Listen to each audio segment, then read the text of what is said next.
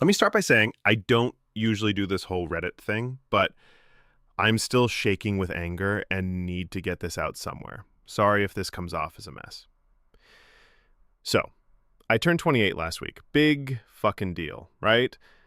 Apparently not to my family, who've spent my entire life making sure I know exactly how much of a disappointment I am. See, I'm the black sheep who refused to join my dad's precious construction company, Mercer Construction, the family legacy he never shuts up about.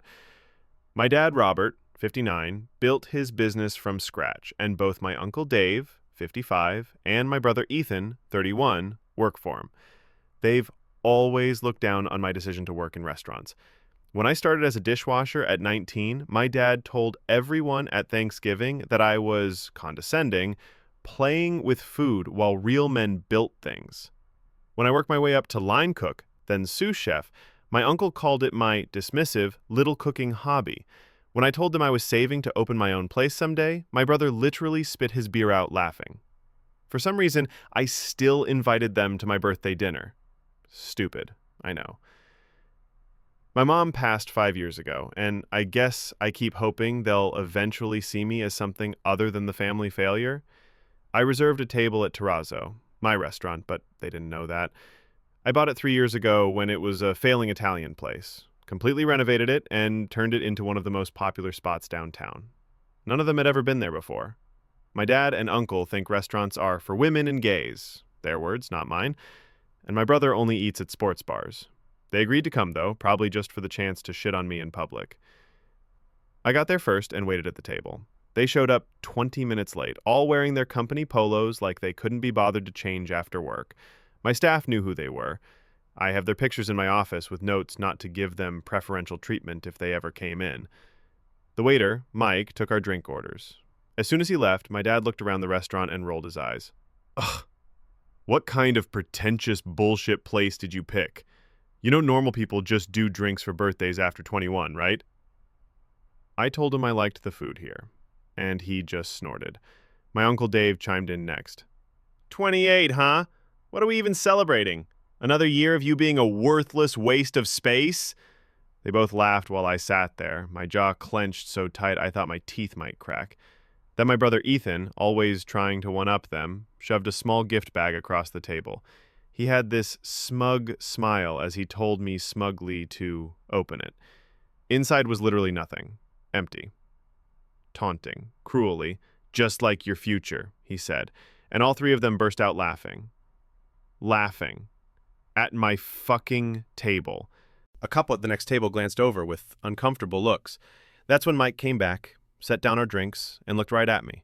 Sir, as the owner, shall we bring out the staff and begin the show now? You should have seen their faces. My dad's mouth actually hung open. My uncle's eyes bulged like he was having a stroke. My brother's face went so pale you could see his veins. I just smiled and said, "Not yet, Mike. Let them keep digging their graves." The silence at the table was fucking beautiful. My dad recovered first, clearing his throat and asking if I was serious. Confidently, I told him I'd owned Terrazzo for 3 years, that we'd been booked solid for the last 18 months, that we'd been featured in Food and Wine last spring, that I'd just signed a lease for a second location downtown. My uncle tried to backpedal, saying they were just joking around, that's how they show love in our family. Bullshit. My brother stared at his drink like it was the most interesting thing in the world. The rest of dinner was tense as hell. They barely touched their food. My dad tried to salvage things by asking if I'd gotten a good deal on the place, implying I couldn't have done it without help. Proudly, I told him exactly how much I paid, how I'd secured the loan myself, and how much the property value had increased since I renovated. His face got redder with every word. When the check came, my uncle reached for it, suddenly playing the generous relative. Triumphantly, I told him it was on the house, sarcastic, my house. Then I added that I never charge family, even when they treat me like garbage. They left awkwardly, my dad mumbling something about calling me later. As they walked out, I nodded to my staff who'd been watching the whole time. Concerned, Mike came over and asked if I was okay. I wasn't, but I was also just getting started. See, what my dad doesn't know is that 3 of his biggest clients eat at my restaurant regularly. What my uncle doesn't know is that his wife's boss is friends with my bar manager and sits at the chef's table twice a month. What my brother doesn't know is that the real estate developer he's been trying to land a contract with for 6 months is my golf buddy. That night after closing, I sat in my office with a whiskey and my laptop. My dad's company has been cutting corners for years. My brother's been overcharging clients for materials. My uncle's been falsifying inspection reports. I know because they brag about this shit at family gatherings like it's clever business strategy instead of fraud. I'm not going to report them. That would hurt their employees who haven't done anything wrong. But I started making some calls. Casual conversations with the right people about construction quality concerns. Subtle questions to city officials about upcoming projects. Nothing illegal, nothing direct, just planting seeds. For my next birthday, I'm taking myself to Italy to research menu ideas for my 3rd location. And by then, if things go according to plan, my dad will be scrambling to explain why 3 major clients dropped his company, my uncle will be facing questions about inspection protocols, and my brother will be watching that big contract he's been chasing get awarded to their competitor. They've spent years making me feel small. Now they know I own a successful business, but they have no idea what else I'm capable of. This isn't just about revenge. It's about finally being seen. And if they won't see me as family worth respecting, they'll see me as someone who can affect their precious company. This is just the beginning. I'll update when there's more to share. For now, I'm focusing on my restaurant and making some strategic introductions that my dear family will feel the effects of soon enough. Update 1. Thanks for all the comments on my last post. Shit has escalated fast and I need to vent again. So, 2 days after the birthday disaster, I got a text from my brother Ethan asking if we could grab a beer and talk. Suddenly, he wants to be buddies. I agreed to meet him at a bar downtown. Neutral territory, not my restaurant. I got there early and watched him walk in wearing his company polo again, like it's some kind of uniform he can't take off. Right away, he's acting weird, all fake friendly, asking about the restaurant business like he gives a shit. After his second beer, he finally got to the point. Did I remember when I first opened Terrazzo and needed some extra cash to finish the renovations? Yeah, I remembered. 3 years ago when I was getting Terrazzo off the ground, I was about $20,000 short for the final renovations. The bank wouldn't increase my loan and I was desperate. In a moment of weakness, I asked my family for help. Dad laughed in my face. Uncle Dave said he didn't throw good money after bad, but they offered a compromise. They'd each put in $5,000 and Ethan would add another $10,000. In exchange, they'd get small percentages of ownership. I was desperate, so I agreed and drew up the paperwork. Factual, 5% each for Dad and Uncle Dave, 10% for Ethan. I still owned 80% and had complete control. Once the restaurant took off, I kind of forgot about those shares. They never asked about them, never showed interest in how the business was doing. I send them quarterly profit statements and annual dividend checks, which they cash without comment. I figure they saw it as a minor investment, not worth their time. Turns out I was fucking wrong. Ethan ordered another beer and started talking about how Dad was really impressed with what I'd built, but was concerned about the direction of the restaurant. I asked what the hell that meant. Apparently, my family has been telling people they own Terrazzo. They've been taking credit for my success with their business contacts. I couldn't believe what I was hearing. Ethan kept going, saying that Dad thought we should align the restaurant's image more with the Mercer family brand. He suggested changing the name to Mercer's and making it more accessible to regular folks by adding burgers and wings to the menu. I laughed in his face. I actually fucking laughed. I told him there was no way in hell I was changing anything about my restaurant. He got all red and reminded me that they own 20% combined. I reminded him that 20% doesn't give them any control over operations. That's when he dropped the bomb. Dad had apparently been talking to some of his contractor buddies about concerns with the building's renovation work. He mentioned potential code violations that might need to be looked into by the city. Ethan tried to play it off as concern, but it was a fucking threat. I kept my cool, paid for my drinks, and left. I went straight to my restaurant and pulled out the original investment agreement. There it was, in black and white. They were silent partners with no say in business decisions. But that didn't mean they couldn't cause problems. The next morning, I called my lawyer, Lisa. We've been friends since college, and she helped me with all the restaurant paperwork. I explained the situation and she came over to review everything. Turns out I had an ace up my sleeve I'd forgotten about. A clause in the agreement allowing me to buy out their shares at market value if they interfered with business operations. And threatening to report fake code violations? Definitely interference. While we were talking, my phone kept blowing up with texts from Ethan. He wanted to know if I'd thought about what he said and insisted Dad was just trying to help. I ignored them all. That afternoon, one of my regular customers, James, came in for lunch. He's a city councilman and sits on the building committee. During his meal, I stopped by his table to chat. He mentioned he'd met my dad at a fundraiser last week. Apparently, my dad had introduced himself as the owner of Terrazzo and talked about how he'd given his son a chance to manage the place. James thought it was weird since he knew I was the owner. I was livid. I thanked James for telling me and comped his lunch. As soon as he left, I called my accountant. We went through the restaurant's finances, and I started moving pieces around. Nothing illegal, just preparing to protect what's mine. The next day, I got a call from Sandra, the real estate agent handling the lease for my second location. She sounded confused. Someone claiming to be my business partner had called asking questions about the terms of the lease. It was my fucking dad. I spent the next 3 days gathering evidence. Every time my family had claimed ownership of my restaurant, every instance of them taking credit for my success, I documented it all. Then I made my move. I incorporated a new LLC as the management company for Terrazzo and my new location. I transferred all operational assets to the new company, which I owned 100%. The original company still owned the Terrazzo brand and building, but the new company would manage day-to-day operations, staff, and, most importantly, control the finances. Completely legal, completely above board. I sent formal notices to my dad, uncle, and brother, informing them of the management restructuring.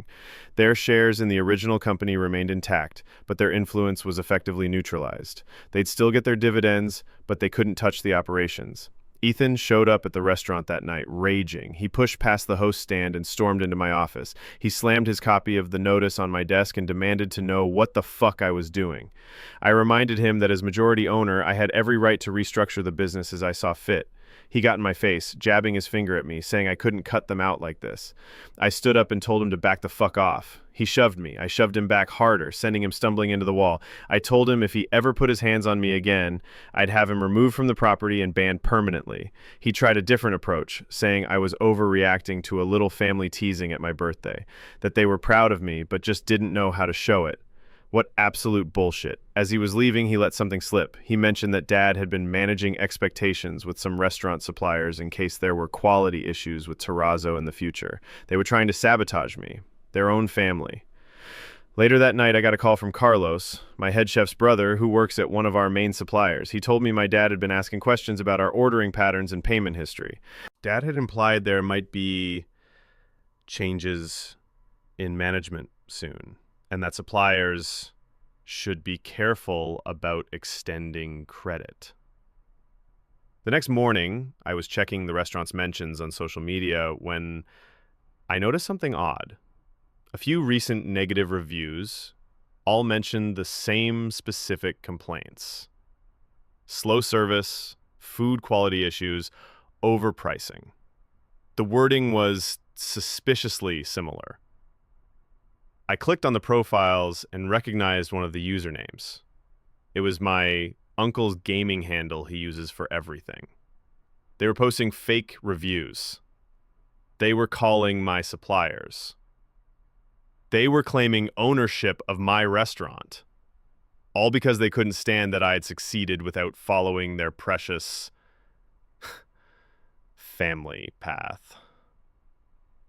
So now, I'm accelerating my plans. I've invited several of my dad's biggest clients to a special dinner at Terrazzo next week. I've also invited the developer my brother's been chasing and several city officials who handle building permits. What they don't know is that I'll be making a special announcement about the restaurant's expansion and exactly who is and isn't responsible for its success. This isn't just business anymore. This is war, and they have no idea what they're in for. Update 2. The special dinner happened last night, and it was Absolute chaos. First, some background. After finding out my family was trash talking my restaurant to suppliers and posting fake reviews, I spent a week setting up what I called a business networking dinner at Terrazzo.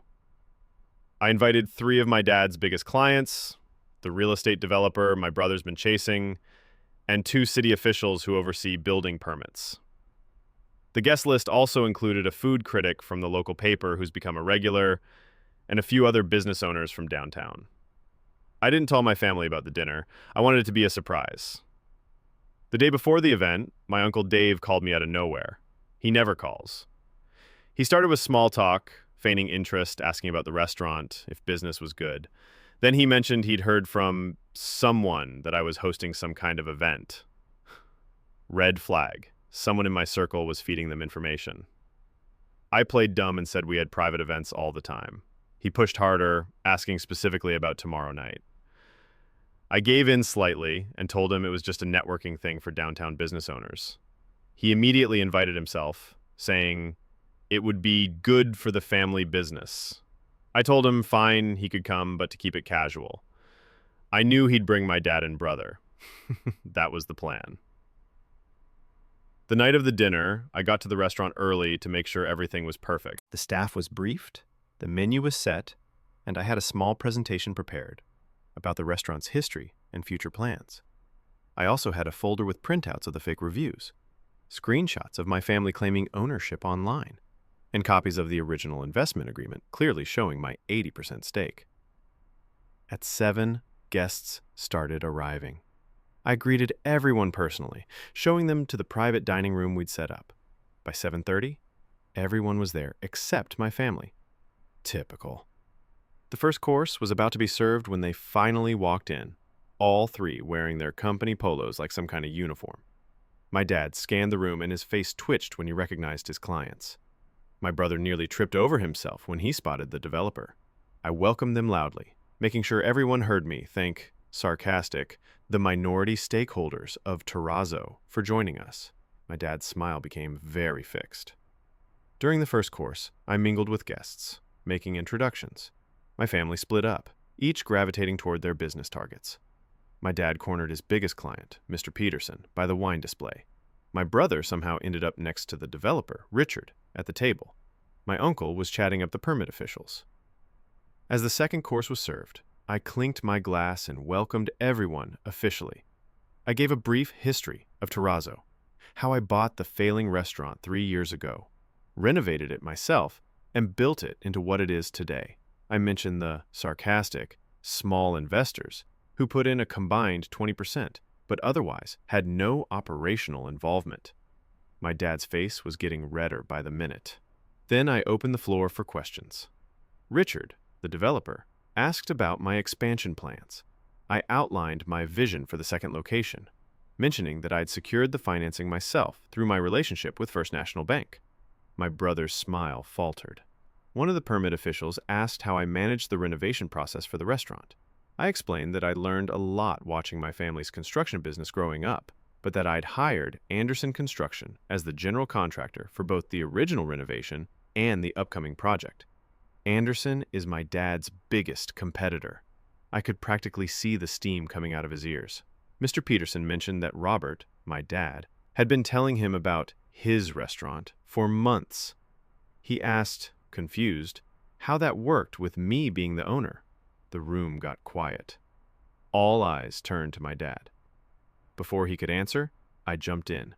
I explained the actual ownership structure, firmly how I owned 80% and had full operational control. I excused myself and found my brother riffling through my business files. I asked what the hell he thought he was doing. He spun around, clutching a folder of supplier contracts. He said they weren't going to let me ruin the family name just because I couldn't take a joke. I told him to put the contracts down and get out of my office.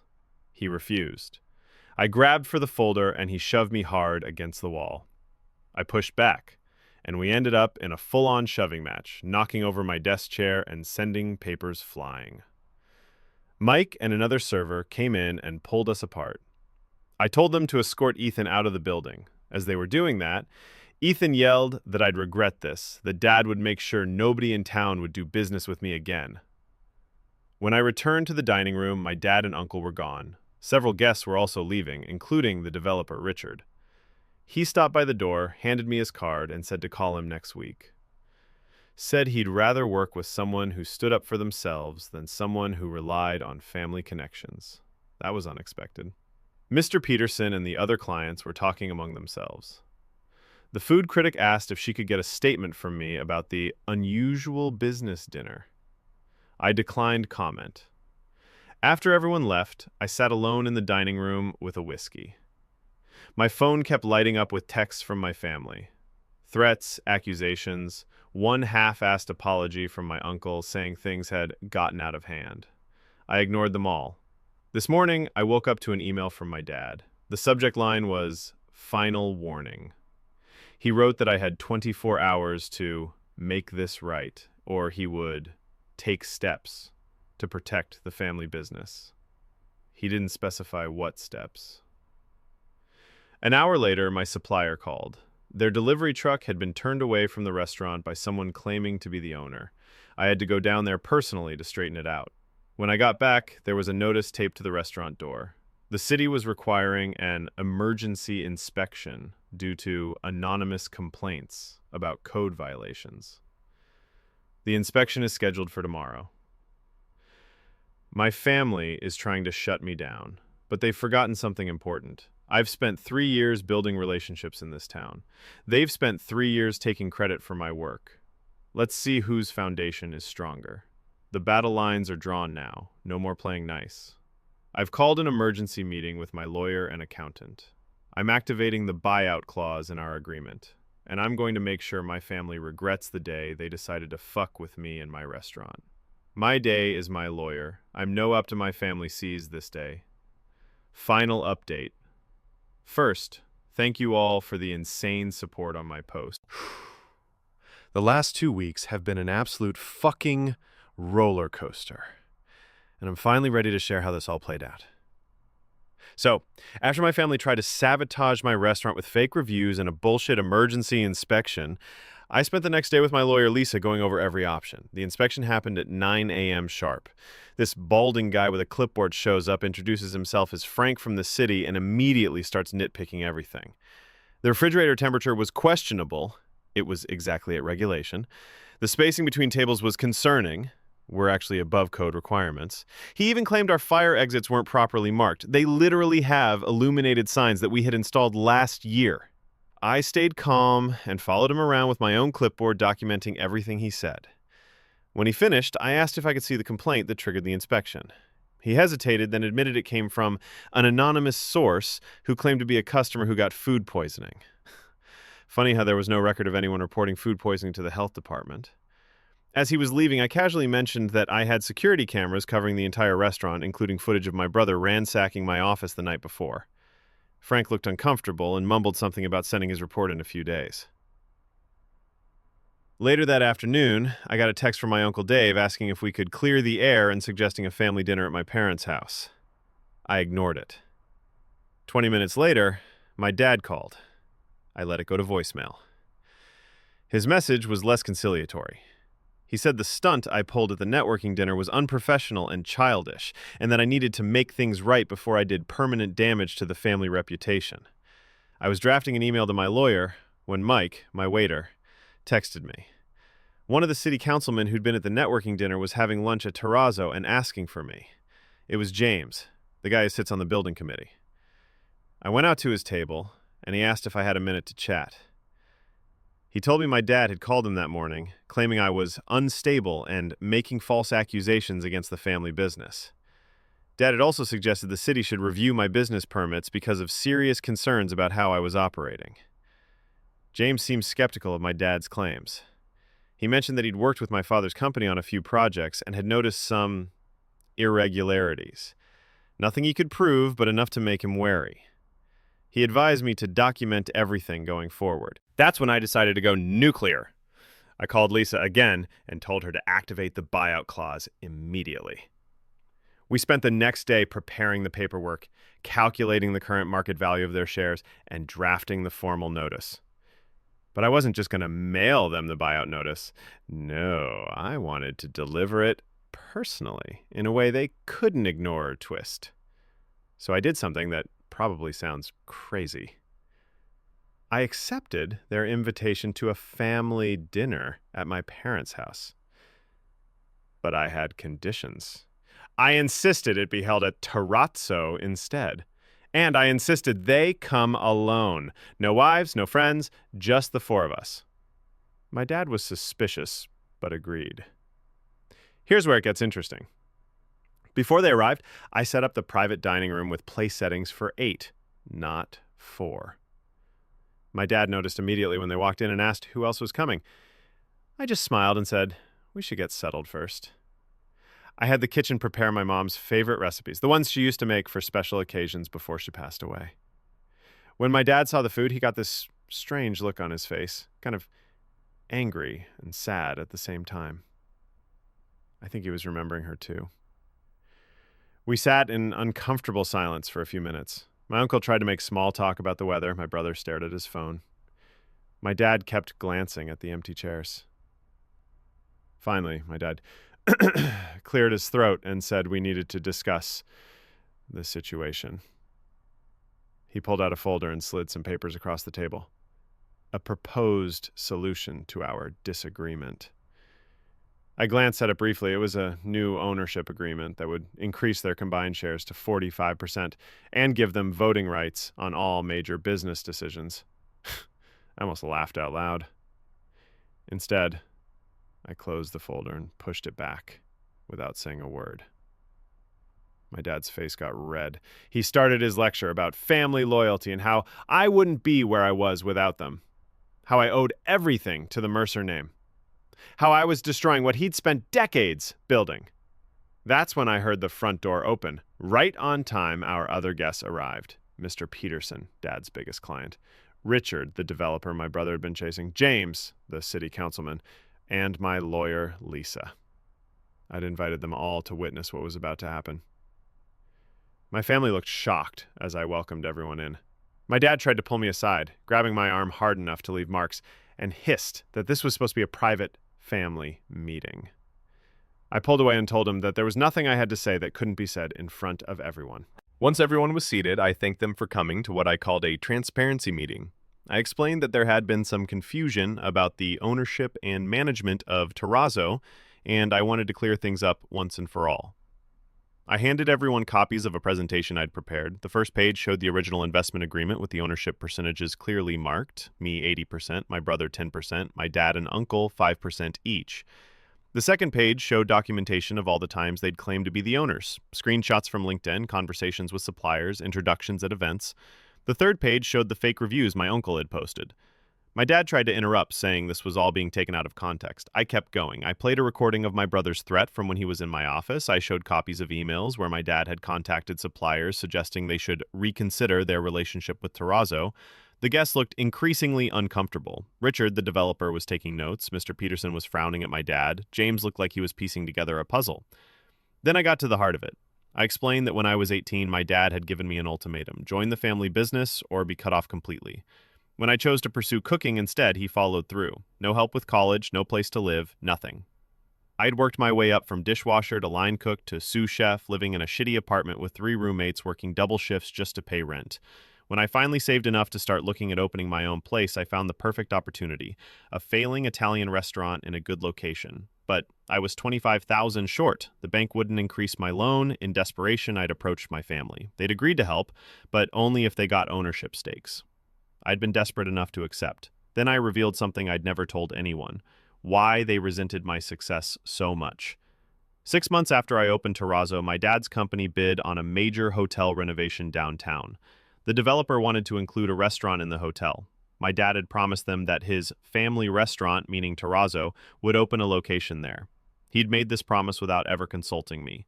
When the developer contacted me directly, I had no idea what they were talking about. The deal fell through, and my dad lost a 7-figure contract. My brother looked confused. Apparently, Dad had never told him about this either. My uncle stared at the table. My dad's face was a mask of fury. I concluded by announcing that I was exercising the buyout clause in our agreement. I passed out copies of the formal notice and explained that I was purchasing their shares at current market value, which, thanks to the restaurant's success, was substantially more than their original investment. The total came to just over $130,000. My dad slammed his fist on the table hard enough to make the glasses jump. He called me an ungrateful little shit, said I was nothing without the Mercer name, said I'd regret this for the rest of my life. I stayed calm and reminded him we were in public. My brother stood up suddenly, his chair falling backward. He lunged across the table and grabbed my shirt, pulling me forward. Before anyone could react, I shoved him back hard, sending him stumbling into the wall. James and Richard jumped up to intervene. In the chaos, my uncle tried a different approach. He pulled me aside and quietly suggested that if I went through with this, they would make sure everyone in town knew what kind of person I really was. They would tell everyone about how I'd abandoned the family business, how I was unstable and vindictive. I looked him right in the eye and told him to go ahead, because everyone who mattered already knew exactly what kind of people they were. I gestured to the guests, my dad's client, my brother's potential business partner, a city official who oversaw permits for construction projects. The blood drained from my uncle's face as he realized what I'd done.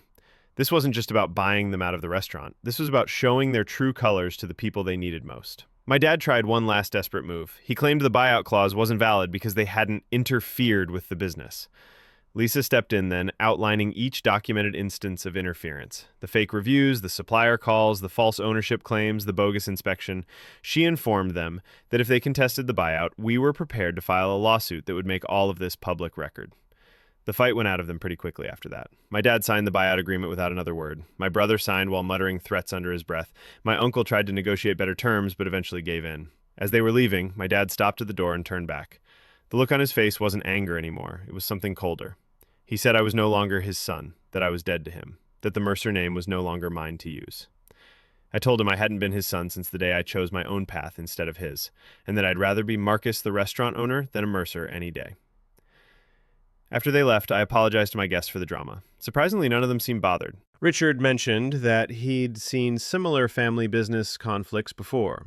Mr. Peterson said he'd been considering moving his business to another contractor anyway, after some concerns about my dad's recent work.